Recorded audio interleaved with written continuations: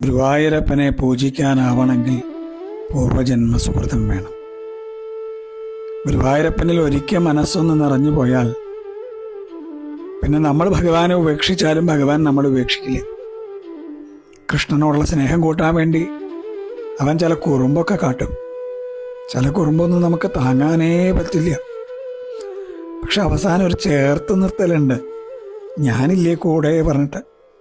വേദനയുടെ ചൂടിൽ നമ്മൾ ഉരുകുമ്പോൾ ആ നീലമേഘത്തിൽ നിന്ന് കുളിർക്കാറ്റ് വരും.